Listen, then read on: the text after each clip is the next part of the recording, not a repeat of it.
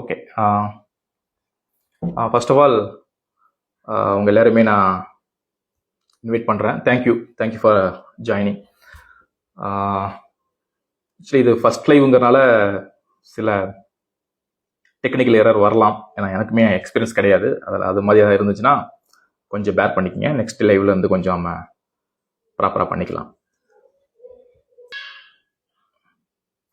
Purpose of life இதுதான் வந்து topic. So இது ரிகார்டிங் நான் யோசிக்கும் போது ஃபர்ஸ்ட் நான் இதுலேருந்து ஆரம்பிக்க ஆசைப்படுறேன்னா, முதல்ல ஹியூமனுக்கு பர்பஸ் இருக்குதா இல்லையாங்கிறத சின்னதாக ப்ரீஃபாக பார்த்துருவோம். பார்த்துட்டு அப்படி இருந்ததுன்னா அது என்ன பர்பஸ் அப்படிங்கிறத நம்ம கண்டுபிடிக்க ட்ரை பண்ணுவோம். இதுதான் இந்த லைவுடைய நோக்கம். ஸோ இப்போ ஜென்ரலாக பார்த்தீங்கன்னா நாம் இந்த பூமியில தான் வாழ்கிறோம். நம்ம கூட ஏகப்பட்ட மிருகங்கள் வாழுது. அதுக்கு நடுவில் தான் நாமளுமே வாழ்கிறோம். கிட்டத்தட்ட பார்த்தீங்கன்னா மிருகத்துக்கும் நமக்கும் ஏகப்பட்ட ஒற்றுமைகள் இருக்கு. அதுக்கும் ரத்தம் இருக்கு, அதுக்கும் பாடி இருக்கு, நமக்கும் பாடி இருக்கு. அதுக்கும் பிறப்பு இருக்கு, நமக்கும் பிறப்பு இருக்கு. அதுவும் இறக்குது, நாமளும் இறக்குறோம். ஸோ இது மாதிரி நிறைய காமனாலிட்டிஸ் நம்ம சொல்லிட்டே போகலாம். அப்படி இருக்கிறதுனால தென் அதுக்கும் நோ பர்பஸ், அப்படி நமக்கும் நோ பர்பஸ் அப்படிங்கிறது வந்து நமக்கு லெஜிட்டான ஒரு பதிலாக கிடைக்கும். ஏன்னா அதுக்குமே எந்த ஒரு மீனிங் கிடையாது, எந்த ஒரு நோக்கமும் கிடையாது. பிறக்குது இறக்குது, அவ்வளவுதான். நாமளும் பிறக்கிறோம் இறக்குறோம், இப்படி கூட சிம்பிளா முடிச்சுட்டு போயிடலாம். ஆனா மேஜர் டிஃபரன்ஸ் என்னன்னா, மிருகத்துக்கும் நமக்கும் இருக்கிறது வந்து கான்சியஸ்னஸ். ஆக்சுவலி இந்த கான்சியஸ்னஸ்ங்கிறது வந்து ரொம்ப டஃப் சப்ஜெக்ட். ஏன்னா சயின்ஸால கூட இன்னுமே அதுக்கு வந்து ஒரு ப்ராப்பர் சொல்யூஷன் வந்து கொடுக்க முடியல. கான்சியஸ் வந்து எப்படி அரைவ் ஆயிருக்கும். ஏன்னா இன்ஃபேக்ட் இந்த யூனிவர்ஸ் கிரியேட் ஆனதுக்கு கூட சயின்ஸ் கிட்ட வந்து தியரிஸ் இருக்கு. பிக் பேங் தியரி இருக்கு. அது வந்து லெஜிட்டாவே அவங்க கிளைம் பண்ணுவாங்க. பட் ஆனா இந்த கான்சியஸ்னஸ் வந்து எப்படி அரைவ் ஆயிருக்கும் அப்படிங்கிறது வந்து இன்னுமே புரியாத புதிர் தான். அதுக்கு வந்து கிட்டத்தட்ட சயின்ஸ் கிட்ட எந்த தியரியுமே கிடையாது. சொல்ல போனா குவாண்டம் தியரி இருக்கு இல்லையா, குவாண்டம் தியரிக்கும் பர்பஸ் ஆஃப் லைஃபுக்கும் குவாண்டம் தியரிக்கும் கான்சியஸ்னஸுக்கும் கனெக்ஷன் இருக்கலாம் அப்படிங்கிற சில அனுமானங்கள் தான் இருக்கே தவிர ஒரு ப்ராப்பர் தியரி வந்து நம்ம சொல்ல முடியாது. அப்படி இருக்கிறப்ப மிருகத்திட்ட நம்ம சில விஷயங்கள்ல மாறுபடுறோம். கிட்டத்தட்ட பாத்தீங்கன்னா வச்சுக்கலாமே,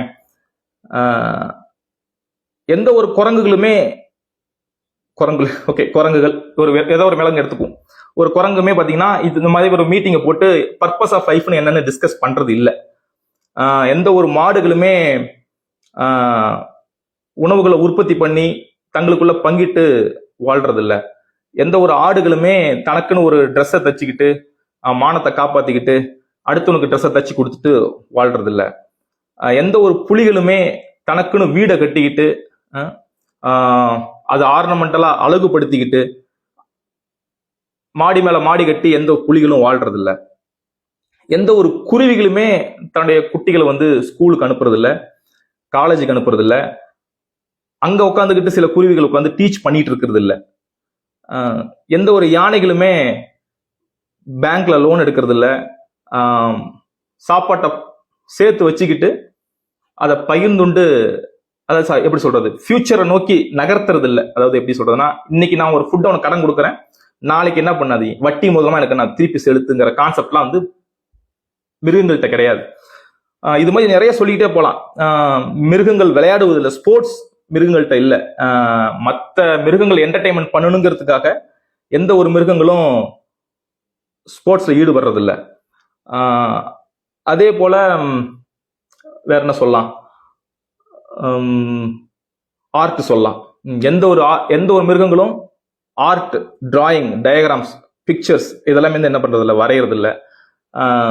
சிங்கங்கள் வந்து பாத்தீங்கன்னா ஆட்சியை பிடிக்கிறதுக்கு ஓட்டிங் சிஸ்டம் நடத்துறது இல்லை. இது வந்து பயங்கரமான இம்ப்ரூவ்மெண்ட் ஹியூமன்ட்ட.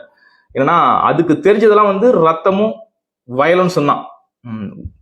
ஒரு சிங்கம் வந்து இன்னொரு சிங்கத்தை அடிச்சு கொண்டுட்டு டெரிட்டரியை பிடிக்கிறது மட்டும்தான் அதுக்கு தெரியும். பட் ஹியூமன் மட்டும்தான் இதை வந்து எப்படி ப்ராப்பரா ஹேண்டில் பண்றதுங்கிறத கத்துருக்கோம். ஓட் பண்ணி ஒரு ஒரு ஒரு ஒரு ஒரு அரசாங்கத்தை அமைக்கிறதுங்கிற கான்செப்ட் வந்து மனுஷங்கிட்ட தான் இருக்கு. அதே மாதிரி மியூசிக் மிருகங்கள்கிட்ட இல்லை. எந்த ஒரு மிருகங்களும் இசைக்கருவிகளை கண்டுபிடிக்கிறது இல்லை, மியூசிக் வந்து கேட்கறது இல்லை. எந்த ஒரு காகங்களும் கதைகளை சொல்றது இல்லை, காலகாலத்துக்கு நிக்கிற மாதிரி கதைகள்லாம் பேசுறது இல்லை. ஸோ இதெல்லாம் பாத்தீங்கன்னா மிருகங்கள்ட்ட இருந்து மனிதன் வந்து இவ்வளவு விஷயத்துல மாறுபட்டு இருக்கான். அப்படி பார்த்தா இந்த பூமியில நம்ம மிருகங்கள் மத்தியில வாழ்ந்தாலும் நாம கிட்டத்தட்ட ஒரு மிராக்குலஸ் லைஃப்ல தான் நம்ம வாழ்றோம். என்டையர்லி ஒரு டிஃப்ரெண்ட் பரிமாணத்துல தான் நம்ம வாழ்றோம். ஆக்சுவலி பாத்தீங்கன்னா விலங்குகளுக்கும் மனிதனுக்கும் 6 அறிவுன்னு சொல்றோம். வித்தியாசம் வந்து பாத்தீங்கன்னா நமக்கு 6 அறிவுன்னு சொல்லுவோம், விலங்குகளுக்கு வந்து 5 அறிவுன்னு சொல்லுவோம். அந்த 5 அறிவுக்கும் நமக்கு இருக்கிற 6 அறிவுக்கும் இருக்கிற டிஃபரன்ஸ் இது நம்பர் 1. அந்த டிஃபரன்ஸ் கிடையாது. அது வந்து கிட்டத்தட்ட பாத்தீங்கன்னா இப்ப எர்த்குவேக் எடுத்துக்கிட்டீங்கன்னா ரெக்டர் அளவு சொல்லுவாங்க இல்லையா, ரெக்டர்ல என்ன பண்ணும், ஒரு ரெக்டர் அளவுல ஒரு 5 பாயிண்ட் இருக்கிற ஒரு ரெக்டர் அளவுல எர்த்குவேக் வந்ததுன்னா 5க்கும் 6க்கும் இருக்கிற டிஃபரன்ஸ் வந்து வெறும் 1 கிடையாது. 6 பாயிண்ட் வாங்கின எர்த்குவேக் வந்து 5 விட 10 மடங்கு ஹியூஜ் எஃபெக்டா இருக்கும். அதே மாதிரி 6 விட 7வது ரெக்டர் அளவு போனுச்சுன்னா அது 6 விட 10 மடங்கு அதிகமா இருக்கும். தென் அதை 5 கம்பேர் பண்ணீங்கன்னா 5க்கும் 7க்கும் 100 மடங்கு டிஃபரன்ஸ் இருக்கும். ஸோ 5 பாயிண்ட்ல வந்த எர்த்குவேக்கை விட 100 மடங்கு எஃபெக்ட் உள்ளதுதான் 7 பாயிண்ட்ல இருக்கிற எர்த்குவேக். 8 பாயிண்ட் போயிடுச்சுன்னா 5 விட அது 1000 மடங்கா மாறிடும். ஸோ அது மாதிரி எப்படி சொல்றது, அனிமலுக்கு இருக்கிற 5 அறிவுக்கும் மனுஷனுக்கு இருக்கிற 6 அறிவுக்கும் டிஃபரன்ஸ் சாதாரண ஒண்ணு கிடையாது. அது வந்து அன்இமேஜினபிள் டிஃபரன்ஸ். ஸோ அப்ப இந்த கான்சியஸ்னஸ் பெர்ஸ்பெக்டிவ்ல இருந்து தான் நம்ம என்ன பண்ணணும்னா, what is the purpose of life அப்படிங்கிற கொஸ்டினை நம்ம அணுகணும். இன்ஃபேக்ட் இந்த கொஸ்டின் இட் செல்ஃப் மிருகங்களுக்கு ரிலவெண்டே கிடையாது. அதுக்கு வந்து இதை பத்தி கவலையே கிடையாது. நாம இந்த கேள்வியை தேடுறோம் இல்லையா, இதுவே என்னன்னா ஒரு பர்பஸ் இருக்கும் அப்படிங்கிறதுக்கான ஒரு அடையாளம் தான். ஸோ இது ரிகார்டிங் யோசிக்கும் போது ஒரு ஜென்ரல் தியரி உங்களுக்கு கேள்விப்பட்டிருப்பீங்க, நைலிசம் பத்தி கேள்விப்பட்டிருப்பீங்க. நைலிசத்துடைய கொள்கை என்னன்னா, இந்த வாழ்க்கைக்கு நோ பர்பஸ். ஏன்னா மனித இனம் எவால்வ் ஆகி வந்து லட்சக்கணக்கான வருஷம் ஆகுது, இனிமே லட்சக்கணக்கான வருஷங்கள் இருக்க போகுதுன்னு வச்சுக்குவோம். ஸோ இந்த லட்சக்கணக்கான வருஷத்துக்கு நடுவுல நாம வாழ்ற ஒரு 70 வருஷம் 80 வருஷங்கிறது வந்து ஒண்ணுமே கிடையாது.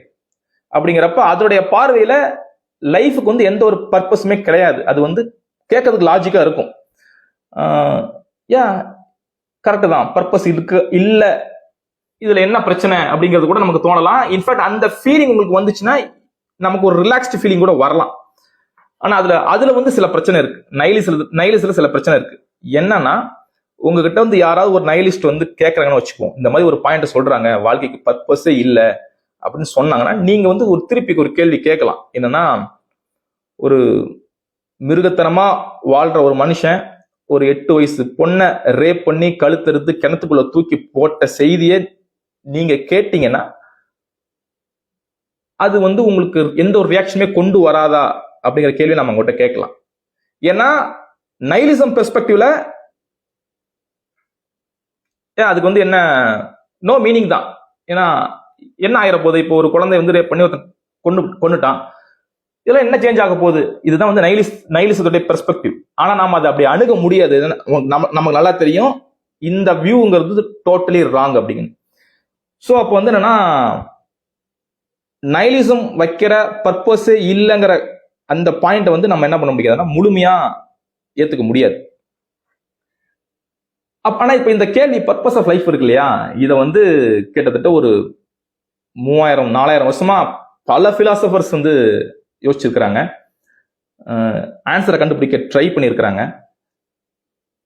இப்ப அரிஸ்டாட்டில், பிளேட்டோ, சாக்ரட்டிஸ் இவங்க கிட்ட எல்லாம் கேட்டீங்கன்னா வெர்ச்சுவா வாழ்றதுதான் பர்பஸ் ஆஃப் லைஃப்.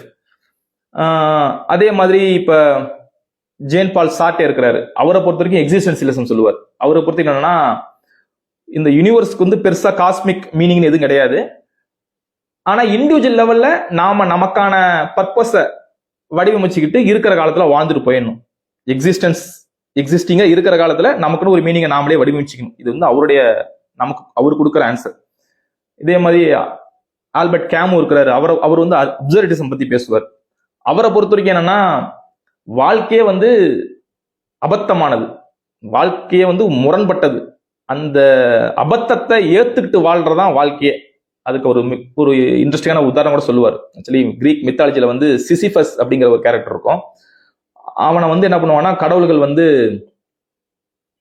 தண்டிச்சிருவாங்க. தண்டிச்சு அதில் பாதாளத்துல போட்டுட்டு அங்க ஒரு பெரிய பாறை இருக்கும். அந்த பாறையை வந்து நீ என்ன பண்ணணும், பாதாளத்துல இருந்து மேல கொண்டு வந்து ஏத்திட்டு அப்படின்னா நீ விடுவிக்கப்பட்டாய் அப்படின்னு சொல்லிட்டு போயிடுவாங்க. சிசிபஸ் என்ன பண்ணுவாங்கன்னா, ஒவ்வொரு தடவையும் அந்த பாறை என்ன பண்ணுவான்னா உருட்டிக்கிட்டு மேல கொண்டு வர ட்ரை பண்ணுவான். ஆனா ஒவ்வொரு தடவை வரும்பொழுதும் அந்த பாறை உச்சிக்கு வர நேரத்துல கீழே திரும்பி வந்து விழுந்துடும்.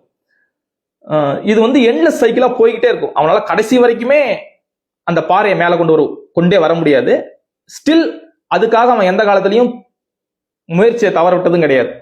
ஸோ அவர் என்ன சொல்றாருன்னா, இதுதான் மனிதனுடைய லைஃபுமே, நாம தான் அந்த சிசிபஸ். நாம அந்த மீனிங்கே இல்லாத ஒர்க்கை மறுபடியும் பண்ணிக்கிட்டே இருக்கிறது தான் வாழ்க்கை. அந்த அப்சர்வேட்டிசத்தை ஏத்துக்கணும். இன்ஃபேக்ட் அவர் என்ன கிளைம் பண்றாருன்னா, இந்த ப்ராசஸ்ல சிசிபஸ் ஹாப்பியா இருந்தான்னு நாமளே அசியூம் பண்ணிக்கணுங்கிறார். ஸோ இதுதான் லைஃப் அப்சர்டா தான் இருக்கும். ஆனா அதுல நீங்க அதுதான் வேற வழி இல்லை, ஏத்துக்குங்க அப்படிங்கிறது அவரு கொடுக்குற பெர்ஸ்பெக்டிவ். அதே மாதிரி பல மதங்கள் வந்து இதுக்கு நிறைய தீர்வு கொடுக்க ட்ரை பண்ணியிருக்கு. கிறிஸ்டியானிட்டி ஒரு பிலாசபி சொல்லும், ஹிந்துயிசம் தர்மத்தை பத்தி பேசும், புத்திசம் சஃபரிங் என் பண்றதை பத்தி பேசும். ஸோ இது மல்டி பெர்ஸ்பெக்டிவ்ல வந்து இந்த கேள்வியை மனித குலம் அணுக ட்ரை பண்ணிட்டு தான் இருந்திருக்கு. ஆனா இப்ப இந்த கேள்வி வந்து நாம லைவுக்கு எடுத்ததுனால இது ரிலேட்டிங்கா நான் படிக்க ஆரம்பிச்சப்ப என்னுடைய ரீடிங் லிஸ்ட்ல வந்து நான் ஒரு புக் வச்சிருந்தேன். ஆக்சுவலி திடீர்னு பர்பஸ் ஆஃப் லைஃப்னு நீங்க ரெக்வஸ்ட் பண்ணதுனால சரி இந்த புக்கை வந்து முதலே படிச்சிருவோம் அப்படிங்கிறதுக்காக நான் படிச்சேன். அந்த படிச்ச புத்தகத்துல இருந்து அவர் வந்து ஆக்சுவலி ஒரு ஆன்சர் கண்டுபிடிக்கும், ரியலா ஒரு ஆன்சர் சொல்றாரு, என்ன பர்பஸ் என்ன அப்படின்னு. அதுதான் நான் என்ன பண்ண போறேன்னா இந்த லைவ்ல உங்களோட நான் ஷேர் பண்ண போறேன். அந்த புத்தகத்தோட பேர் வேற ஒன்றும் கிடையாது. நீங்க சில பேர் கேள்விப்பட்டிருந்தீங்கன்னா, சின்ன புக்கு தான், எசன்ஸ் டைப் பண்ணுங்க, மேன்ஸ் சர்ச் ஃபார் மீனிங். சில பேர் கேள்விப்பட்டிருக்கலாம், சில பேர் படிச்சிருக்கலாம். இது பல பேருடைய வாழ்க்கைய மாத்தின புத்தகம். விருப்பம் டைம் கிடைச்சா கண்டிப்பா படிங்க. ஸோ பர்பஸ் என்ன? பர்பஸ் பணம் சம்பாதிக்கிறது பர்பஸா, இல்ல ஹாப்பியா இருக்கிறது பர்பஸா, இல்லைன்னா சக்சஸ் ஆகிறது பர்பஸா, இல்லைன்னா ப்ளஷரை தேடி போறது பர்பஸா, என்ன பர்பஸ் அப்படின்னு கேட்டா இவர் ஒரு பதில் சொல்றாரு. அதுக்கு முன்னாடி இவர் கதையில இருந்து ஆரம்பிச்சிருவோம். இவர் வந்து ஒரு ஃபேமஸான சைக்காட்ரிஸ்ட் பிளஸ் நியூராலஜிஸ்ட் பிளஸ் ஒரு ஹோலோகாஸ்ட் சர்வைவர். உங்களுக்கு தெரியும், இவர் ஒரு யூதர். வேர்ல்டு வார் 2ல இவர் வந்து கான்சன்ட்ரேஷன் கேம்ப்ல மாட்டிட்டு இருந்தவர். கான்சன்ட்ரேஷன் கேம்ப்னாலும் உங்களுக்கு தெரிஞ்சிருக்கும், ஹிட்லர் வந்து 2ஆம் உலக போர்ல யூதர்களை அழித்து ஒழிக்கிறதுக்காக பலவிதமான டெக்னாலஜிலாம் யூஸ் பண்ணி வித்தியாசமா கொண்டார். அதுல ஒரு மெத்தட் தான் கேஸ் சேம்பர்ஸ். கேள்விப்பட்டிருப்பீங்க. ஒரு பெரிய அறையை கட்டி விட்டுருப்பாங்க, மக்கள் அதில் போட்டு திணிச்சு கேஸ் விஷவாயுவை ரிலீஸ் பண்ணுவாங்க. மக்கள் மூச்சு தண்ணி செத்து போவாங்க அப்படியே எடுத்து பக்கத்துல கொளுத்து விட்டு சாம்பலா மாத்திடுவாங்க. ஸோ அந்த மாதிரியான கேம்ப்ல வந்து இவர் மாட்டினவர். இன்ஃபேக்ட் மாட்டினவர்னு கூட சொல்ல முடியாது, இவருக்கு எஸ்கேப் ஆக வாய்ப்பு இருந்தும் அதை புறந்தள்ளிட்டு வில்ஃபுல்லா அந்த கான்சன்ட்ரேஷன் கேம்ப்குள்ள போனவர். அவரு அங்க போயிட்டு அந்த சினேரியாக்குள்ள மக்கள் எப்படி பிஹேவ் பண்றாங்க, அங்க அதுல இருந்து என்ன கத்துக்கலாம் அப்படிங்கறதான் இவர் வந்து இந்த புக்ல எழுதியிருப்பார். ஸோ கிட்டத்தட்ட அந்த கான்சன்ட்ரேஷன் கேம்ப்ல எப்படி இருக்குன்னா, நீ கேஜிஎஃப் படம் பார்த்துருக்கோம், அதுதான் நல்ல உதாரணம்.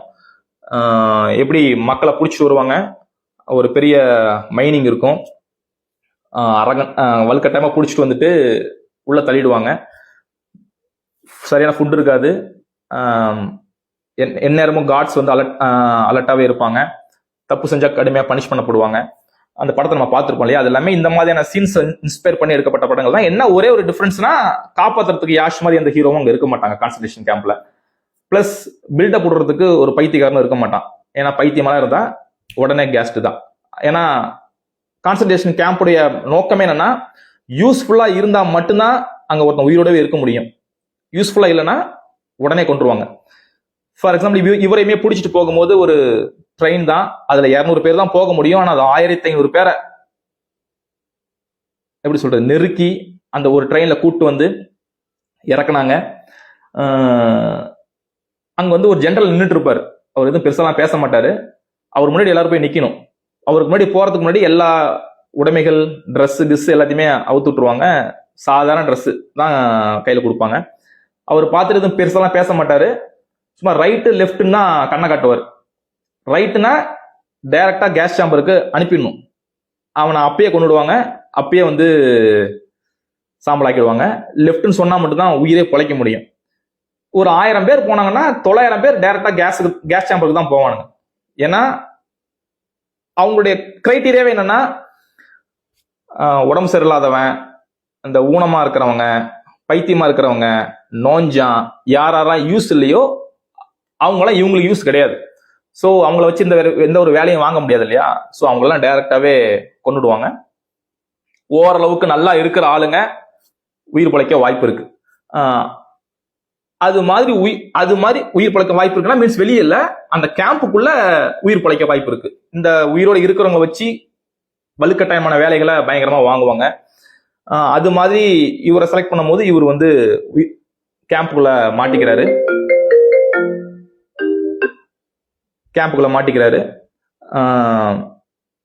அந்த சூழலே வந்து பாத்தீங்கன்னா ரொம்ப அவருக்கு வந்து ரொம்ப ஆச்சரியமா இருக்கு. ஏன்னா ஃபுட்டு சரியா கிடைக்காது. டெய்லி ரேஷன் ரொம்ப மினிமலா தான் இருக்கும். கொஞ்சம் பிரெட் தான் இருக்கும். ஒரு நாளைக்கு ஒரு வேளை தான் சூப் தருவாங்க. அதுக்குமே ரொம்ப பஞ்சப்பட்டா தான் இருக்கும். அடிச்சு பிடிச்சி தான் வாங்குற மாதிரி இருக்கும். அதே மாதிரி ரொம்ப குளிர், பனிப்பிரதேசம், தங்கறதுக்கு சரியான இடம் கிடையாது. தூங்குறதுக்கு வந்து எல்லாம் தூங்குறதுக்கு கூட ப்ராப்பரா வசதி இருக்காது. டாய்லெட் பாத்ரூம் ஃபெசிலிட்டி இருக்காது. ப்ராப்பரா குளிக்க முடியாது. ட்ரெஸ் வந்து மாத்திக்க முடியாது. ஸோ இது மாதிரி ஒரு நம்ம பெர்ஸ்பெக்டிவ்ல இருந்து பார்த்தா அது வந்து ஒரு லிட்டல் ஒரு ஹெல் மாதிரி தான் வச்சுக்கோமே. அது வந்து ஹெல் தான். அங்கதான் அவர் மாட்டிக்கிறாரு. மாட்டிக்கிட்டு அவர் ஒரு சைக்காட்ரிஸ்ட்ங்கனால அவர் சில விஷயங்களை அப்சர்வ் பண்றாரு. அவர் முதல்ல பார்த்து வியந்த விஷயம் என்னன்னா, ஒரு ஹியூமனால எவ்வளவு சர்வைவ் ஆக முடியுங்கிறத அங்கதான் கத்துக்கிறாரு. ஏன்னா அவர் என்ன எழுதுறாருன்னா, புக்ஸ் வில் டெல் லைஸ்ங்கிறார். அது என்னன்னா, இப்ப நாம வந்து சொல்லுவோம் இல்லையா, எனக்கு வந்து லைட்டா வெளியே வந்து மழை பெஞ்சிட்டு இருந்தாலே நான் வெளியே போனா சளி பிடிச்சிரும். அதே மாதிரி என்னால வந்து வெளியே வெயில்ல போயிட்டு வந்தா என்னால ரொம்ப உச்சமா இருக்கு, என்னால தாங்க முடியாது. அதே மாதிரி வேற என்ன சொல்லுவோம், இந்த மாதிரி நிறைய காரணங்கள் சொல்லுவோம். எனக்கு வந்து ரொம்ப சத்தமா இருந்தா தூக்கம் வராது. இந்த மாதிரி நிறைய சொல்லுவோம் இல்லையா? அது மாதிரி எல்லா லிமிடேஷன்ஸும் ஒரு மனிதனால ஒட்டச்சி வெளியே வர முடியுங்கிறத நான் கான்சன்ட்ரேஷன் கேம்ப்ல தான் பார்த்தேன் அப்படிங்கிறார். ஏன்னா அவ்வளவு பனி பெஞ்சிட்டு இருந்தது, வெளியே தான் சில நேரம் தூங்குறமா இருக்கும். பெரும்பாலான பேருக்கு சளி பிடிக்கல அப்படிங்கிறத கண்டுபிடிக்கிறாரு. பெரும்பாலான நாட்கள் பல்லு விளக்க முடியாது, பட் ஸ்டில் கம்ஸ்லாம் வந்து ஆக்டிவா தான் நல்லா தான் இருந்தது. அதே போல சில பேருக்குலாம் வந்து லைட்டா சவுண்ட் வந்தாலே தூங்க முடியாதுன்னு கிளைம் பண்ணவங்களாம் பக்கத்துல வந்து கும்பலா படுத்துட்டு இருக்கும்போது அவ்வளவு கொரட்ட சத்தத்திலையும் அவனால தூங்க முடிஞ்சது. ஏன்னா அவனோட லிமிட்டேஷனுக்கு அவனை புஷ் பண்ணும் போது ஹியூமன் பாடி வந்து அவ்வளோத்தையும் சர்வே பண்ணிச்சு அப்படிங்கிறாரு. அவர் கத்துக்கிட்ட ஃபர்ஸ்ட் படம் என்னன்னா, ஒரு ஹியூமனால எவ்வளவு சர்வே ஆக முடியும், எவ்வளவு எக்ஸ்ட்ரீமுக்கும் அவனை தள்ளினாலும் எந்த அளவுக்கு அவன் நிலைநிற்பாங்கிறத நான் அன்னைக்கு தான் கண் கூட பார்த்தேன் அப்படின்னு எழுதுறாரு. எழுதிட்டு அதுக்கப்புறம் அவரோட ஒர்க்கிங்லாம் எழுதுறாரு. ஒரு நாளைக்கு 12 மணி நேரத்துக்கு மேல வேலை இருக்கும். இந்த மாதிரி ட்ரெயின் ட்ராக் போடுறது, குழியை பறிக்கிறது, மண் எடுத்து போடுறது, இந்த மாதிரி உடல் உழைப்புகள் சார்ந்த வேலைகள் தான் நிறைய இருக்கும். ஓய்வு எடுக்க முடியாது.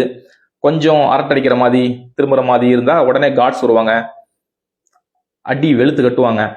அதே மாதிரி அவரு ரொம்ப சென்டிமெண்டலா ரொம்ப சோகமா சொன்ன ஒரு பாயிண்ட் என்னன்னா, அங்க யாருக்குமே பேர் கிடையாது, எல்லாருக்குமே நம்பர் தான்.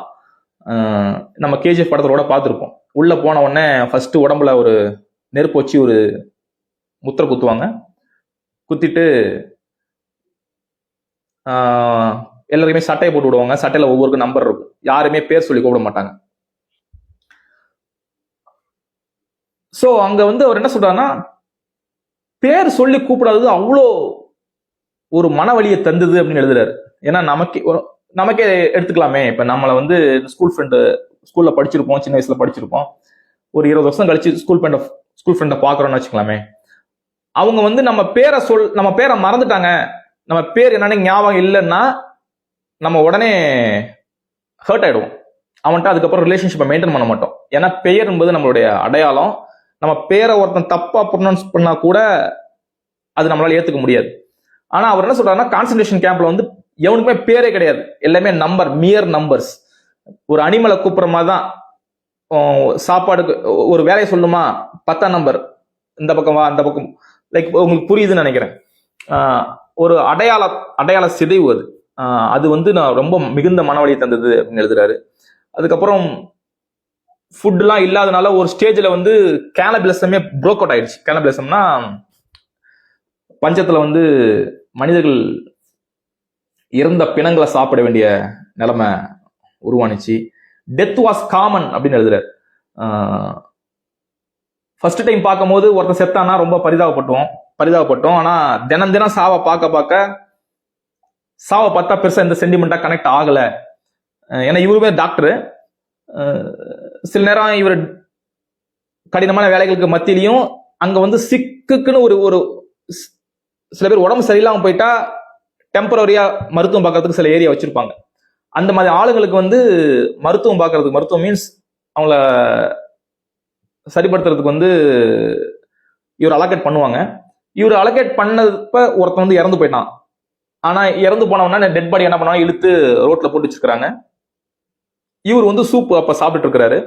செத்த பிணத்துடைய கண்கள் வந்து என்ன பார்த்துச்சு. பட் ஸ்டில் நான் அதை பார்த்துட்டே சூப் குடிச்சேன். ஏன்னா எனக்கு வந்து அந்த அளவுக்கு எந்த ஒரு நெருடலே இல்லைங்கிறாரு. ஏன்னா நெருடலே இல்லாத அளவுக்கு மரணம் வந்து சோ காமன் ஆயிடுச்சு. ஸோ அதே மாதிரி ஒருத்தர் செத்து போயிட்டான்னா முதல்ல தான் பதப்பா மக்கள் வந்து பிரிசனர்ஸ் வந்து பதப்பா இருந்தாங்க. ஆனா ஒரு ஸ்டேஜ்ல என்ன ஆயிடுச்சுன்னா, ஒருத்தர் செத்து போயிட்டானா ஓகே, அவன்கிட்ட என்ன எடுத்துக்கலாம், என்கிட்ட பழைய செருப்பு இருக்கு, என் செருப்பு பிஞ்சு போச்சு, அவன் செருப்பு கொஞ்சம் நல்லா இருக்குன்னா இந்த செருப்பை தூக்கிட்டு அவனோட செருப்பை எடுத்து போட்டுக்கிறது.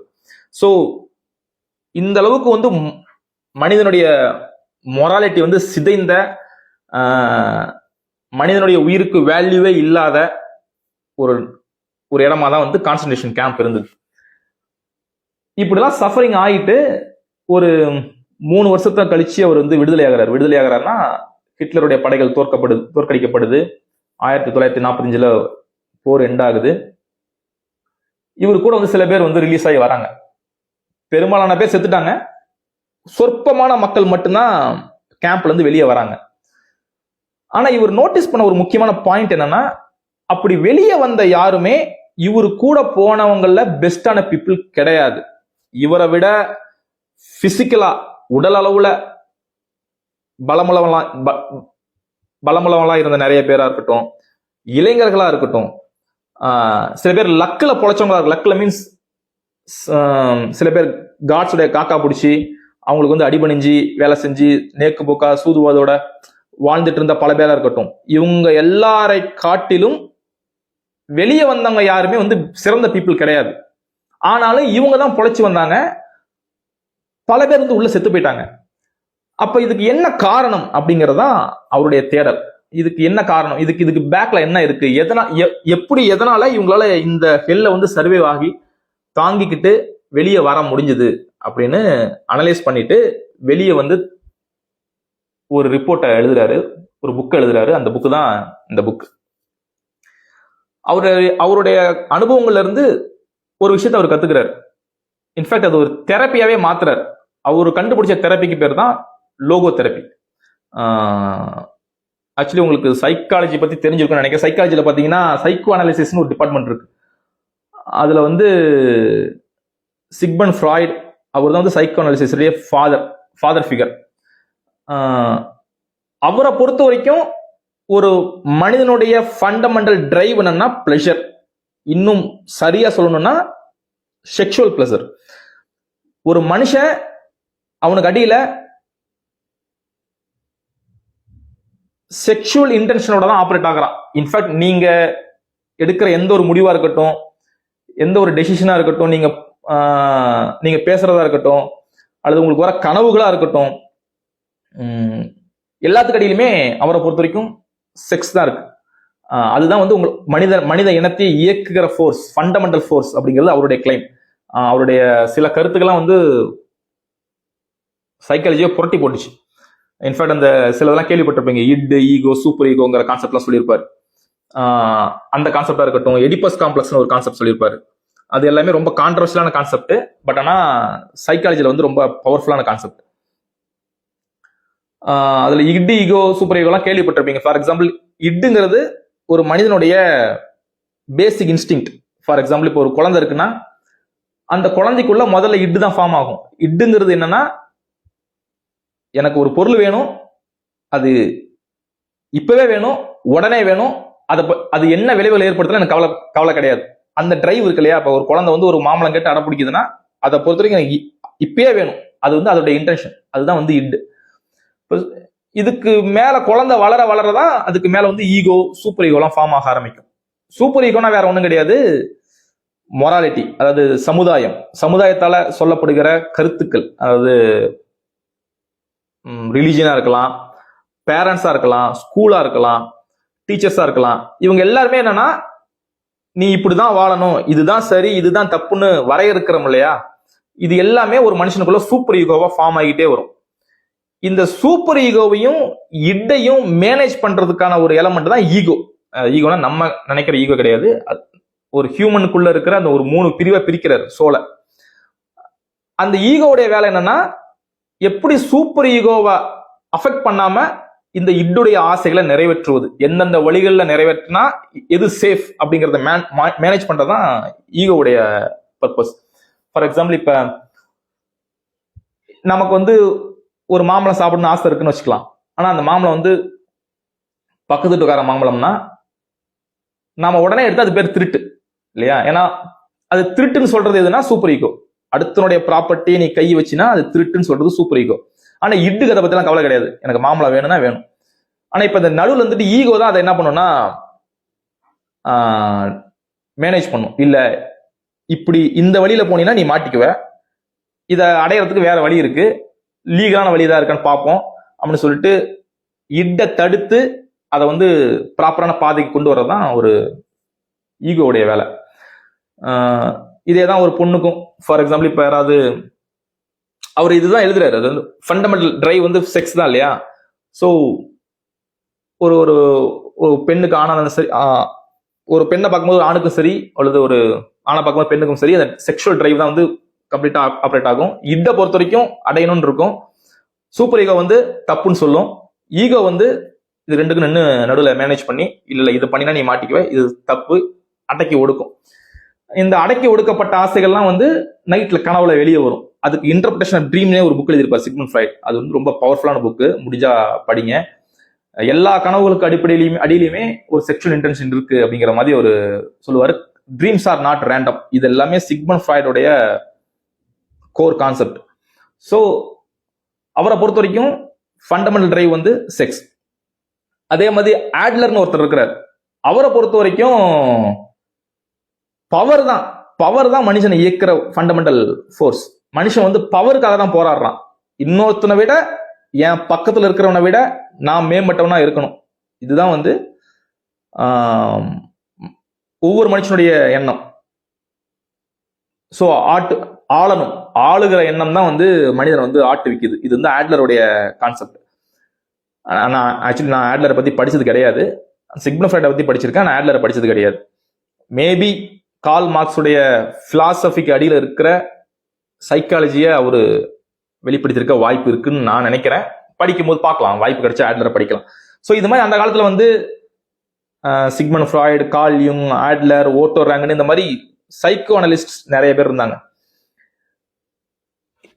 அந்த காலத்துல ப்ரிடாமினண்டா இருந்தது இந்த ரெண்டு தான், செக்ஸ் வெர்சஸ் பவர். இந்த ரெண்டு பிரின்சிபிள் தான் வந்து ஃபண்டமெண்டல் பிரின்சிபிள். ஆனா இவர் வந்து இந்த புக்கோட ஆத்தர் விக்டர் இ பிராங்கல், அவர் என்ன பண்றாருன்னா, இல்ல இது ரெண்டுமே கிடையாது, இது ரெண்டத்தை தவிர இன்னொரு ஒரு ஃபண்டமெண்டல் டிரைவ் ஒன்று இருக்கு, அதுக்காக தான் மனுஷன் போராடுறான், அதுதான் வந்து மனிதனுடைய பர்பஸ் அப்படின்னு டிஃபைன் பண்றாரு. என்னன்னா, அதுதான் மேன்ஸ் சர்ச் ஃபார் மீனிங். மனிதன் வந்து எதை நோக்கி ஓடுறான்னா, மீனிங்கை நோக்கி ஓடுறான். ஒரு மனுஷனுக்கு வாழ்க்கையில மீனிங் மட்டும் கிடைச்சிருச்சுன்னா எப்படி சொல்றது, அதுதான் அவனை பொறுத்த வரைக்கும் ஒரு ஃபுல்ஃபில்டான லைஃப். ஆனா சிக்மண்ட் ஃப்ராய்டை பொறுத்த வரைக்கும் அப்படி கிடையாது. ஃபார் எக்ஸாம்பிள் இப்ப இந்த காலத்துல நிறைய நம்ம ஸ்ட்ரெஸ், டிப்ரெஷன், வேற என்ன ஆங்ஸைட்டி, அக்ரஷன், இது மாதிரி டேர்ம்ஸ்லாம் ரொம்ப காமன் ஆயிடுச்சு. ட்ராமா, இந்த மாதிரி டேர்ம்ஸ்லாம் ரொம்ப காமன் ஆயிடுச்சு இல்லையா?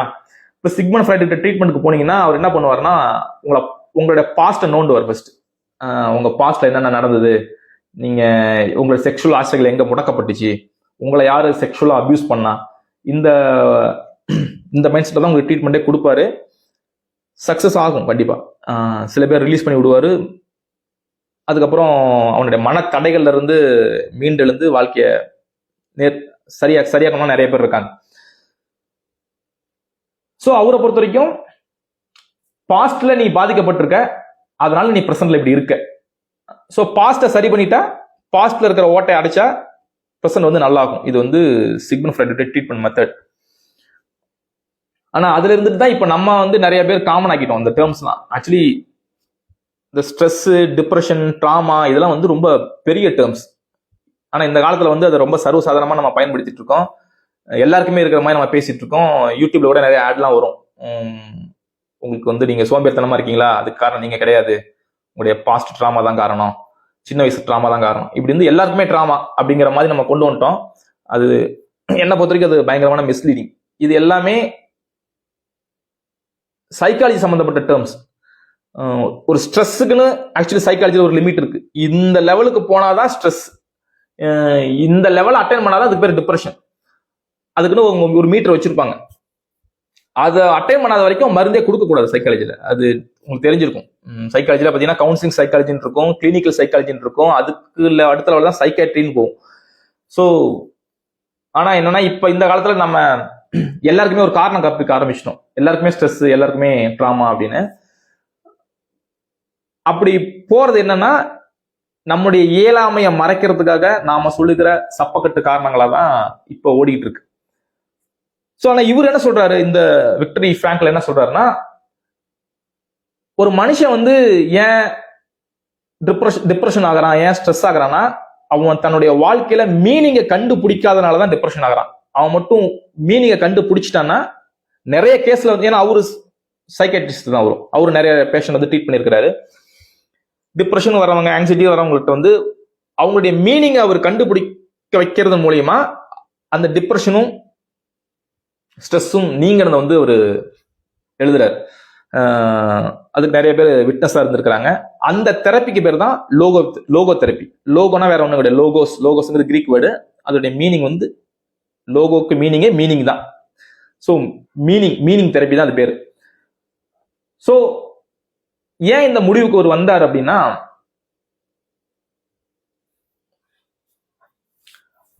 கான்சன்ட்ரேஷன் கேம்ப் இருந்தது இல்லையா, அங்க வந்து இந்த வெளிவந்த கொஞ்சம் குரூப் ஆஃப் பீப்புள் இருக்கிறாங்கல்ல, அவங்க ஏன் வெளியே வர முடிஞ்சதுன்னா, அவங்க எல்லாருமே உள்ள இருந்த டைம்ல ஒரு மீனிங்கை தனக்குன்னு கிரியேட் பண்ணது நிமித்தம் தான் அவனால வெளியவே வர முடிஞ்சதுன்னு எழுதுறாரு. எவன்லாம் ஹோப் இல்லாம, எவன்லாம் நம்பிக்கை இல்லாம, எவன்லாம் தனக்கு ஒரு கிரிப் இல்லாம வாழ்ந்தானோ, அவன் எவ்வளவு பெரிய ஆனாலும் சரி, அவன் வந்து பிசிக்கலா ரொம்ப ஃபிட்டா இருந்தாலும் சரி, மென்டலி அவன் வந்து மனம் உடைஞ்சி செத்துட்டான். இன்ஃபேக்ட் இந்த உயிர் வாழ்ந்தவங்கள ஒரு ஒரு சம்பவம் மென்ஷன் பண்றாரு.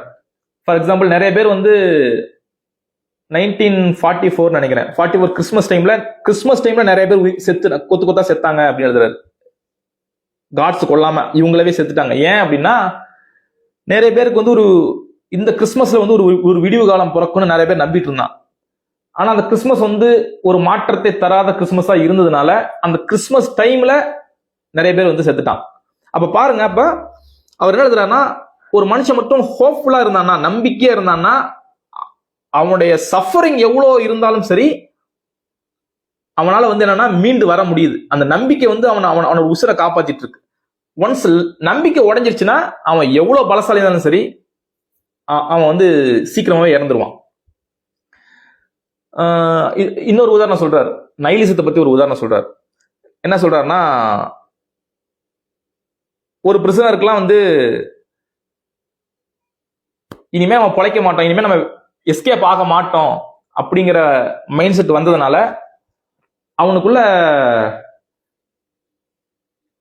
ஒரு ஒரு மிதமிஞ்சிய ஒரு திமிர்னு சொல்லலாமா? அப்படிதான் சொல்லணும். ஃபார் எக்ஸாம்பிள் எப்படின்னா, காட்ஸே கூப்பிட்டாலும், யார் எந்த காட்ஸ்னா கான்சன்ட்ரேஷன் கேம்ப்ல இருக்கிற ஹிட்லருடைய காட்ஸே கூப்பிட்டாலும் மதிக்கிறது கிடையாது, வேலைக்கு கூப்பிட்டா வர்றது கிடையாதுன்னா ரிபல் பண்ண ஆரம்பிக்கிறான். எப்படி ரிபல் பண்ண ஆரம்பிக்கிறான்னா, படுத்து கிடக்குறான், அவனுடைய மலமும் அவனுடைய யூரினும் அவனை சுத்தி இருக்கு, ஆனா அவன் அதை பத்திலாம் கவலைப்படல, அதுலயே படுத்து கிடக்குறான். காட்ஸ் கூப்பிடுறாங்க, ஏன்ச்சு போல. அடுத்தவன் உடனே என்ன பண்றான்னா, தான் பாக்கெட்ல இருக்க ஒரு சிகரெட் எடுத்து பத்த வச்சான் அப்படிங்கிறார். தட் மீன்ஸ் என்ன சொல்றான்னா, நம்பிக்கை இங்க சுத்தி இருக்க பிரசனுக்கு எல்லாமே தெரியும், இவன் இப்படி பண்ணிட்டான்ல, எப்படி 48 மணி நேரத்துல இவன் சாக போறான். ஏன்னா காட்ஸ் கூப்பிட்டு வரலன்னா உடனே கேஸ்ட் தான், அதுல எந்த மாற்று கருத்தும் இல்ல. அவனுக்கு எந்த ஒரு ஹோப்பும் இல்ல, பொழைக்க மாட்டேன்னு அவனுக்கே தெரியுது. ஆனா அந்த டைம்ல சாக போற நேரத்துல அவன் என்ன பண்றான்னா, சிகரெட் எடுத்து பத்த வச்சான். அது அவர் என்ன சைக்காலஜில என்ன சொல்றாருன்னா, நீங்க மீனிங்கே இழந்துட்டீங்கன்னா உங்க பிளஷர் உங்களை டாமினேட் பண்ணும். அப்ப இந்த காலத்துல வந்து ஏன் நிறைய பேர் ட்ரக் அடிக்டா இருக்கிறாங்க அப்படின்னா, பசங்க யூத் வந்து ஏன் நிறைய ட்ரக்ஸ் எடுத்துக்கிறாங்க அப்படின்னா, அவனுக்கு பெருசா மீனிங் இல்ல லைஃப்ல, என்ன பண்றதுன்னு தெரியறது இல்ல. என்ன பண்ணலன்னு தெரியலன்னா ஆட்டோமேட்டிக்கா அவனுக்கு இருக்கிற எண்ணம் என்னவா தான் வரும்னா, ட்ரக் எடுக்கிறது தான் வரும். ஸோ அப்ப அவர் என்ன சொல்றாருன்னா, அந்த பசங்களுக்கு வந்து நீங்க மீனிங்கை கத்து கொடுத்துட்டீங்கன்னா எந்த ஒரு அடிக்ஷனையும் என்ன பண்ண முடியும்னா மீண்டு வர முடியும். நான் சொல்றது புரியுதுங்களா? அது என்னன்னா, அந்த பேசிக் ஃபண்டமெண்டல் டிரைவ் வந்து மீனிங் தான். ஆனா ஒருத்தனுக்கு மீனிங் மட்டும் இல்ல லைஃப்ல அப்படின்னா அவன் பிளஷரை நோக்கி ஓடுவான், பணத்தை நோக்கி ஓடுவான், தான் எதை நோக்கி போகணுமோ அந்த இலக்குல என்ன பண்ண மாட்டான், ஆப்ரேட் ஆக மாட்டான். சோ அவரு என்ன சொல்றாருன்னா, எல்லா மனிதர்களுமே ஒரு ஒரு எக்ஸிஸ்டென்ஷியல் வேக்கம் இருக்கு. அது நீங்களே ஃபீல் பண்ணிருப்பீங்க உங்களுக்குள்ள. ஒரு இப்ப இந்த கேள்வி கேட்கறோம் இல்லையா, what is the purpose of life ஏன் கேட்கறோம் அப்படின்னா, ஏதோ ஒண்ணு மிஸ் ஆகுதுங்கிற அந்த இன்டென்ஷன் இருக்கிறதுனால மட்டும்தான் நமக்கு இந்த கேள்வி முதல்ல வருது. அது என்னன்னா, அதுதான் எக்ஸிஸ்டென்ஷியல் வேக்கம். அது அந்த வேக்கம் வந்து நம்மளுடைய மாடர்ன் டைப்ல கொஞ்சம் அதிகமாவே இருக்கு. ஏன் அப்படின்னா, அது 2 காரணம் இருக்கு. எவல்யூஷன் லெவல்ல பாத்தீங்கன்னா, ஆரம்பத்தில் சொன்ன மாதிரி மிருகங்கள்கிட்ட இருக்கிற சில அடிப்படை இன்ஸ்டிங்க்ட் வந்து மனுஷங்கிட்ட காலப்போக்கில் மறைஞ்சதுனால மிருகங்கள் வந்து பெருசா எந்த டிசிஷன் எடுக்கிறது இல்லை. நாளைக்கு நான் என்ன பண்ணணும் அங்கிற கேள்வி வந்து மிருகத்துக்கு தேவையில்லாத கேள்வி.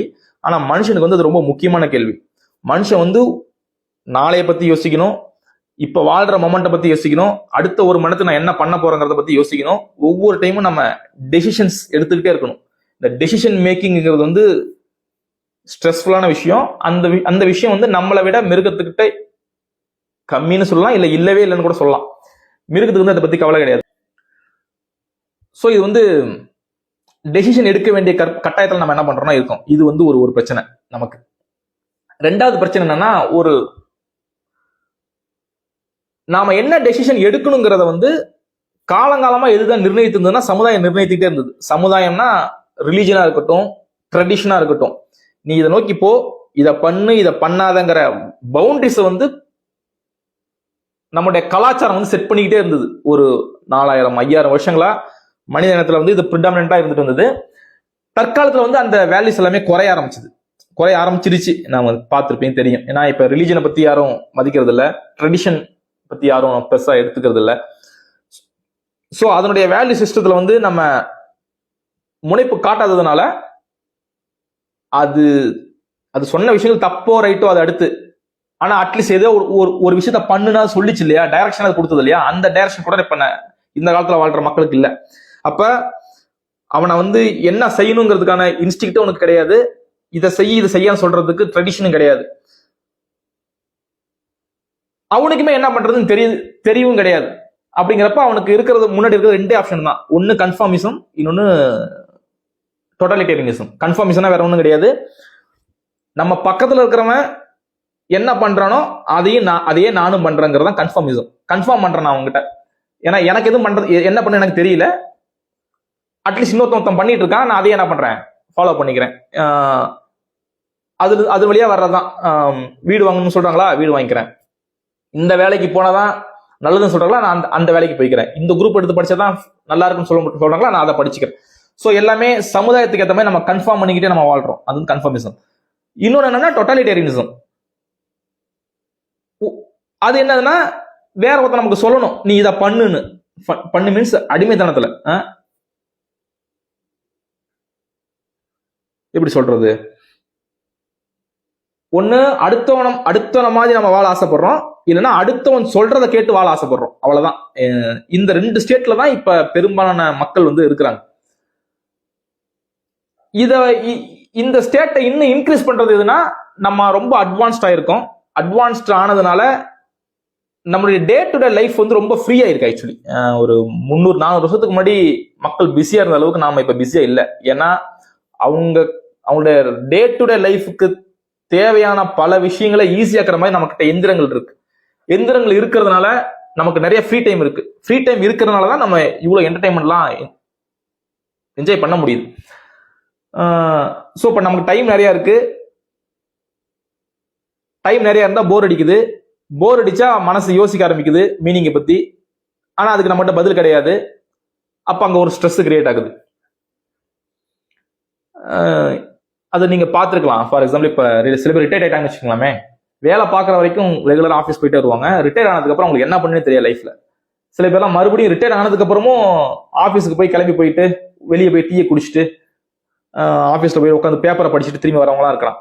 ஏன் அப்படின்னா அவங்களுக்கு இது வரைக்கும் அந்த கேப்பை வந்து அந்த வேலை தான் ஃபில் பண்ணிட்டு இருந்தது.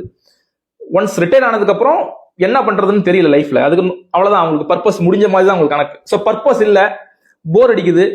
போர் அடிக்கலாம், சும்மா உட்காந்தாலும் மனசு பயங்கரமா யோசிச்சுட்டே இருக்கு. சரி பண்ணதே திரும்பி என்ன பண்ணுவோம், போய் பண்ணுவோம் அப்படிங்கிற அந்த தேடல் தான் அவங்களுக்கு. அதே மாதிரி தான் சண்டே வீக்கெண்டா இருக்கட்டும். நம்ம வீக்கெண்ட் வரணும்னு யோசிப்போம், ஆசைப்படுவோம். ஆனா சண்டே வந்துச்சுன்னா நிறைய பேருக்கு வந்து வேலைக்கே போயிடலாம், எப்படா மண்டே வரணும்னு தான் சில பேருக்கு இருக்கும். ஏன்னா வேலைக்கு போனாலும் அந்த ரொட்டீன்லயே ஓடிட்டு இருக்கும். ரொட்டீனை விட்டு வீட்டுல உட்காந்தோம்னா மைண்ட் வந்து நிம்மதியாவே இருக்காது. இது எல்லாமே என்ன காரணம்னா நமக்கான மீனிங் வந்து நமக்கு தெரியாததுதான். அப்ப வாட் இஸ் மீன், எப்படி என்ன மீனிங் அது? இப்ப என் லைஃப்க்கு என்ன மீனிங், உங்க லைஃப்க்கு என்ன மீனிங், இந்த உலகத்துக்கு என்ன மீனிங் அப்படின்னு கேட்கலாம். இந்த கேள்வி வந்து கொஞ்சம் பெரிய கேள்வி. சிங்கிள் ஆன்சர் சொல்ல முடியாது. ஏன் சொல்ல முடியாதுன்னா, இப்ப நம்ம ஒரு செஸ் சாம்பியன் எடுத்துக்கலாம். இப்ப குகன் இருக்கிறார் தம்பி, நல்லா வின் ஆயிட்டு வர்றாரு இல்லையா? இப்ப அவர்கிட்ட போயிட்டு வாட் இஸ் த பெஸ்ட் மூவ்னு கேட்டா அவரால் பதில் சொல்ல முடியாது. என்னப்பா இவ்வளவு பெரிய செஸ் சாம்பியனா இருக்க, எது சிறந்த மூவ்னு சொல்ல முடியலன்னா சொல்ல முடியாது அவரால். ஏன் சொல்ல முடியாதுன்னா, பெஸ்ட் மூவ்ங்கிறது எப்பதான் சொல்ல முடியும்னா, ஒரு செகண்ட் கேம்ல ஒரு குறிப்பிட்ட காயின்கள் சில பொசிஷன்ல இருக்கும்போது, ராஜா ஒரு இடத்துல இருக்கணும், ராணி ஒரு இடத்துல இருக்கணும், இந்த இடத்துல யானை இருக்கணும், இந்த இடத்துல சிப்பா இருக்கணும், நீ ஒயிட்டு நான் பிளாக் வரையறை கொடுத்துட்டு ஆப்போனன்ட்ல யார் உட்கார்ந்து இருக்கா, இது எல்லாத்தையும் சார்ந்துதான் பெஸ்ட் மூவ்ங்கிறது நிர்ணயிக்கப்படும். ஏன் ஆப்போசிட்ல கால்ஸ் உட்கார்ந்து இருந்தா அந்த டைம்ல பெஸ்ட் மூவ் வேறையா இருக்கும். இல்ல வேற யார சொல்றான் உங்களுக்கு தெரிஞ்சிருக்கும். வேற யாராவது உட்காந்துருந்தாங்கன்னா அதுக்கேற்ற மாதிரி பெஸ்ட் மூவ் மாறும். ஸோ அப்ப வாட் இஸ் மீனிங், நம்ம லைஃப்க்கு என்ன மீனிங்கிறது இந்த சிங்கிள் டேர்ம்ல சொல்ல முடியாது. ஆனா அப்படி சொல்ல முடியலங்கிறதுக்காக மீனிங் இல்லைன்னு அர்த்தம் கிடையாது. அதான் முக்கியம். அப்ப அவர் என்ன சொல்றாருன்னா, என்னால பதில் சொல்ல முடியாது, ஆனா அந்த மீனிங் கிரியேட் பண்றதுக்கான பாசிபிலிட்டி என்ன வழின்னு வேணா நான் என்ன பண்றேன் சொல்றேன்னு சொல்லிட்டு அவருடைய அனுபவங்கள்ல இருந்து 3 வழியை சொல்றாரு. இந்த 3 வழியில தான் ஒரு மனுஷனுக்கான மீனிங் கிடைக்க வாய்ப்பு இருக்கலாம், கிடைக்கும். என்ன சொல்றாருன்னா, ஃபர்ஸ்ட் வழி வேலை. நீங்க உங்க வேலையில என்ன பண்ண முடியும்னா ஒரு மீனிங்கை கண்டுபிடிக்க முடியும். ஃபார் எக்ஸாம்பிள் எப்படின்னா, ஏன்னா வேலைங்கிறது என்னன்னா, நான் இந்த சமுதாயத்துக்கு என்கிட்ட இருந்து நான் என்ன பண்றேன், ஏதோ ஒரு விஷயத்த கொடுக்குறேன், என்னுடைய சர்வீஸ் என்ன பண்றேன் ஒன்று கொடுக்குறேன். ஸோ உங்களுக்குன்னு ஒரு உங்களுக்கு பிடிச்ச அல்லது நீங்க விரும்புற என்ன பண்ணா ஃபுல்ஃபில்டா ஃபீல் ஆவீங்களோ அந்த வேலையை நீங்க பார்க்கும்போது you will find some meaning. அது நீங்க எல்லாத்துலயுமே பார்க்கலாம். ஒரு ஒரு நாம செய்யற எல்லா வேலையிலுமே நம்ம ஒரு மீனிங் இருக்கணும்னு நம்ம எதிர்பார்ப்போம். அது நீங்க நோட்டீஸ் பண்ண தெரியும். ஃபார் எக்ஸாம்பிள் இப்போ உங்களுக்கு சொல்லணும்னா, ஒரு மூட்டை தூக்குற கூலியாலேயே எடுத்துக்கங்க. அவர்கிட்ட வந்து நீங்க பாயிண்ட் ஏல இருந்து பாயிண்ட் பிக்கு வந்து இந்த மூட்டையை தூக்கிட்டு வைங்க, 100 ரூபா காசு தரேன் அப்படின்னாரு. சொன்னீங்கன்னா அவர் அதை வந்து வில்ஃபுல்லா பண்ணுவாரு. அதை பண்ணி மாத்தி வச்சுட்டு உங்கள்கிட்ட 100 ரூபா வாங்கிக்குவார். இப்ப திருப்பி நீங்க அவர்கிட்ட வந்துட்டு இப்ப பாயிண்ட் பில இருந்து மறுபடியும் பாயிண்ட் ஏக்கு வந்து அந்த மூட்டையை திருப்பி வைங்க, திரும்பி ஒரு 100 ரூபா தரணும்னு சொன்னீங்கன்னு வச்சுக்கங்களேன், அது அவரை அவ்வளோ வெல்கமிங்கா ஏத்துக்க மாட்டார். ஏன்னா நீ எனக்கு காசு கொடுக்குறங்கிற ஒரே காரணத்துக்காகவே ஒரு அர்த்தமற்ற வேலையை நான் என்ன பண்ண மாட்டேன், செய்ய மாட்டேங்கிறது அவருடைய மென்டாலிட்டியா இருக்கும். உனக்கு நாள் ஃபுல்லா நான் வந்து நம்மகிட்டே வந்துட்டு உனக்கு நாள் ஃபுல்லா நான் வந்து உனக்கு மாசத்துக்கு நான் வந்து 2 லட்சம் சம்பளம் தரேன், உன் வேலையே என்னன்னா நீ தினைக்கும் எதையோ ஒன்று பேப்பர்ல எழுதிட்டே இருக்கணும், நான் அதை நீ எழுத நான் கிழிச்சு போட்டுக்கிட்டே இருப்பேன் அப்படிங்கிற மாதிரி ஒரு வேலையை ஒருத்தர் ஆஃபர் பண்ணாருன்னா நம்ம ஏத்துக்க மாட்டோம். ஏன்னா காசு வருது ரைட், ஆனா அந்த வாங்கின காசுக்கு ஏத்த சர்வீஸை நான் உன்னை கொடுக்கணுங்கிற இன்டென்ஷன் மனுஷனுக்குள்ள ஆழமா இருக்கு. ஸோ நான் செய்யற வேலை ஒரு மீனிங்ஃபுல்லா இருக்கணுங்கிறதா வந்து ஒரு மனிதனுடைய எண்ணம். ஆனா இப்ப பெரும்பாலான ஆளுகளுக்கு வந்து இப்ப ப்ராப்பரான ஒரு வேலை இல்லைன்னு வச்சுக்குவோம், ஜாப்லெஸ்ஸா ஒருத்தன் இருக்கிறான், வேலையே இல்லை அப்படின்னா ஏன் அவன் டிப்ரெஷனுக்கு போறான் அப்படின்னா ஜாப்லெஸ்ஸா இருக்கிறது வந்து அவன் யூஸ்லெஸ்ஸா நினைக்கிறான். யூஸ்லெஸ்ஸா இருக்கிறது வந்து மீனிங்லெஸ் குறிக்குது. மீனிங்கே இல்லைன்னா ஆட்டோமேட்டிக்கா டிப்ரெஷன் வரதான் செய்யும். ஆனா அதே ஆள்கிட்ட ஒரு வேலையே இல்லை ஒரு பையன்கிட்ட, அவங்ககிட்ட வந்துட்டு இப்ப உனக்கு சம்பளம் இல்லப்பா, ஆனா ஒரு வாலண்டரி சர்வீஸ் மாதிரி ஒண்ணு பண்ணேன்னு சொல்லிட்டு அவனை இன்வால்வ் பண்ணி விட்டீங்கன்னா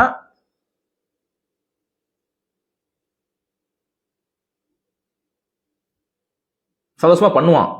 அவனுக்கு இருக்கு பிரச்சனை இருக்கு, என்ன பிரச்சனை, பண பிரச்சனை இருக்கு, பட் ஆனா மன பிரச்சனை இருக்காது அவனுக்கு. ஏன்னா அட்லீஸ்ட் நான் ஏதோ ப்ரொடக்டிவா என்ன பண்றேன், ஒரு விஷயத்த நான் செஞ்சிட்டு இருக்கிறேன் அப்படிங்கிறது வந்து அவனுக்கு அதுவே வந்து ஒரு பெரிய பலத்தை தரும். அதுக்கப்புறம் பணத்தை எப்படி சம்பாதிக்கிறது அடுத்த லெவல்ல அவனை ட்ரெயின் பண்ணலாம். ஸோ அது உங்களுக்குன்னு ஒரு வேலை இருக்கணும். 2வது, நீங்க நேசிக்கிற ஆள் இந்த உலகத்துல யாராவது ஒருத்தங்க இருக்கணும். Committed relationship. வேலைங்கிறது நாம இந்த உலகத்துல கொடுக்கறது, ரிலேஷன்ஷிப்ங்கிறது வந்து நாம நேசிக்கிறவங்கிட்ட இருந்து நமக்கான அன்பை வாங்கிக்கிறது. ஸோ அது வந்து உங்க மனைவியா இருக்கலாம், உங்க அப்பாவா இருக்கலாம், அம்மாவா இருக்கலாம், தம்பியா இருக்கலாம், தங்கச்சி, யாரா ஏதோ ரிலேஷன்ஷிப் ரொம்ப முக்கியம். ஏன் அப்படின்னா அவர் வந்து அதை கான்சன்ட்ரேஷன் கேம்ப்ல பாக்குறாரு. இவரோட ஒய்ஃப் வந்து உள்ள போகும்போது கர்ப்பமா இருக்கிறாங்க, அவங்கள வந்து வேற கேம்ப்ல போட்டாங்க, இவர் வேற ஒரு கேம்ப்ல இருக்கிறாரு.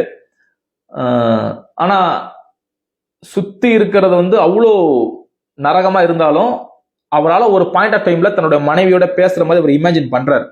இமேஜின் மீன்ஸ் வியர்டு கற்பனை கிடையாது, லிட்ரல் ஒரு பரவச நிலை. அது எதுக்குள்ள, கான்சன்ட்ரேஷன் கேம்புக்குள்ள. ஸோ மனைவிட்ட பேசுற மாதிரி அவங்களோட தொடுதல உணர்றாரு. இதெல்லாம் இமேஜின் பண்ணிட்டு பேடு காட்ஸ் வந்து வேலை ஏவிட்டு தான் இருப்பான், வேலையும் செஞ்சுட்டு தான் இருப்பாரு.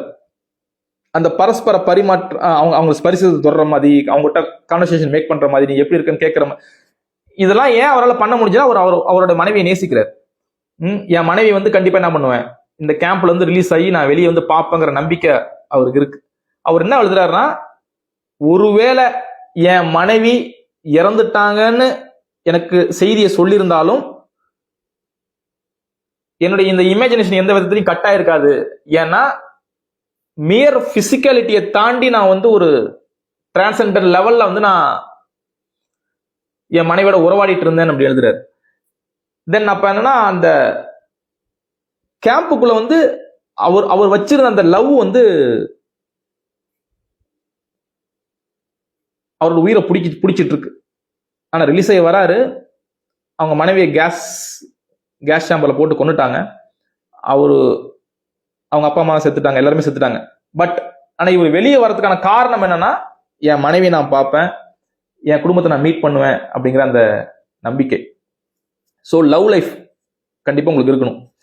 நீங்க யாராவது ஒருத்தர் லவ் பண்ணணும் கண்டிப்பா. அது கல்யாணம் இருந்தாலும் கண்டிப்பா உங்க மனைவி லவ் பண்ணுங்க. இளைஞர்களா இருந்தீங்கன்னா ஒரு பொண்ணை கமிட்டடா லவ் பண்ணுங்க, சும்மாத்துக்கு இல்லாம நல்லா பார்த்துக்குங்க.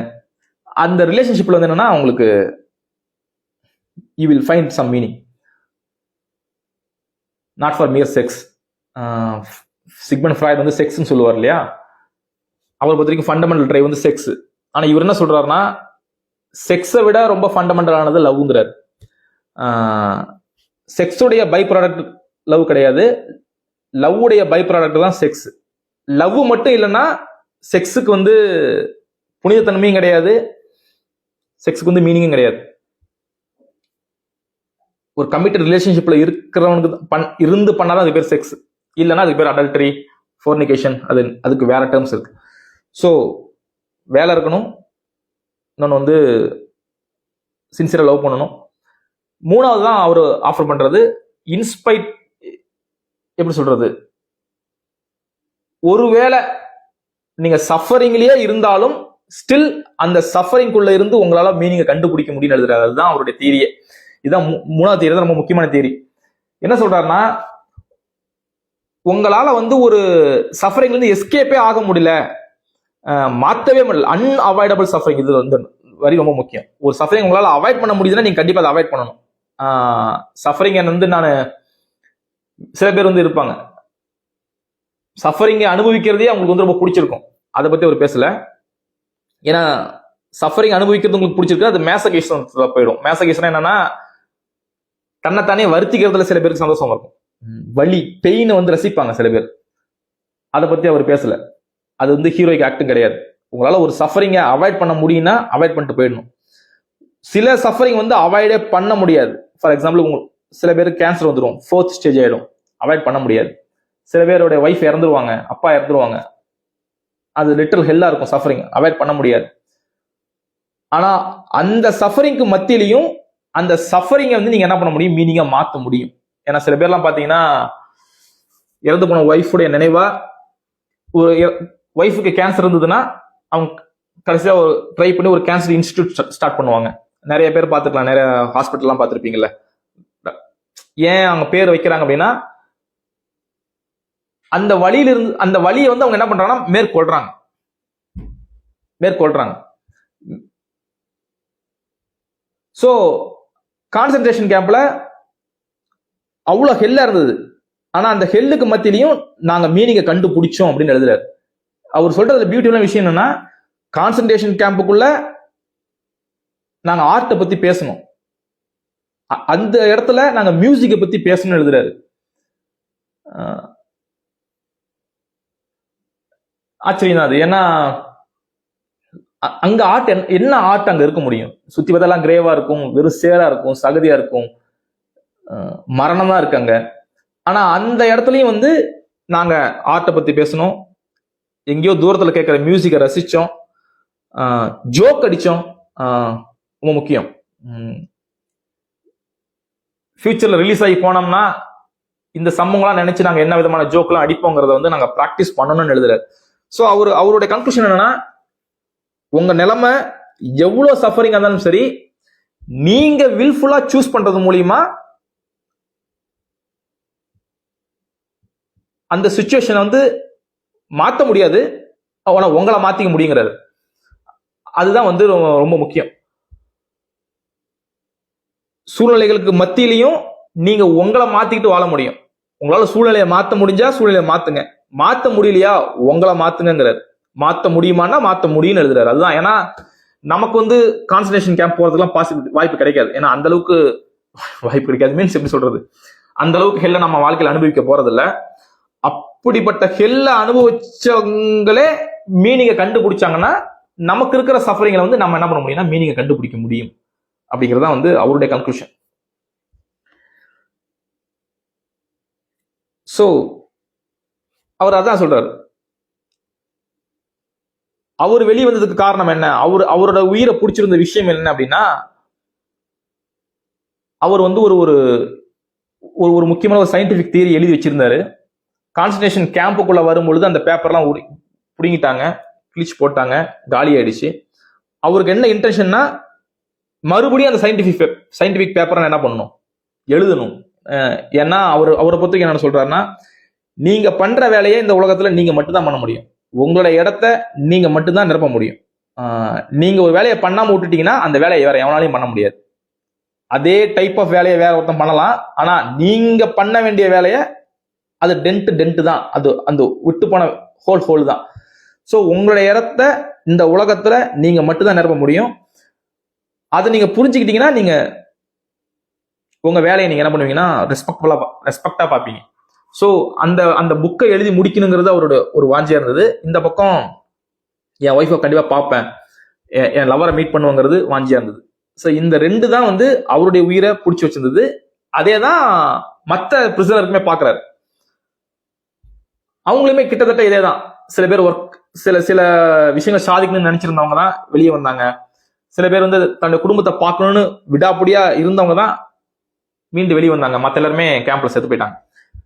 ஸோ 3 விஷயம் தான்: வேலை, லவ், அன்அவாய்டபிள் சஃபரிங். ஸோ இந்த 3த்தையுமே நம்ம என்ன பண்ண முடியும், நம்மளுடைய மீனிங்கை கண்டுபிடிக்க முடியும். அப்ப எப்படி என் மீனிங் நான் எப்படி கண்டுபிடிக்கிறதுனா, ஒரு 3 கேள்வி நீங்க என்ன பண்ணலாம் கேட்கலாம். என்ன கேள்வினா,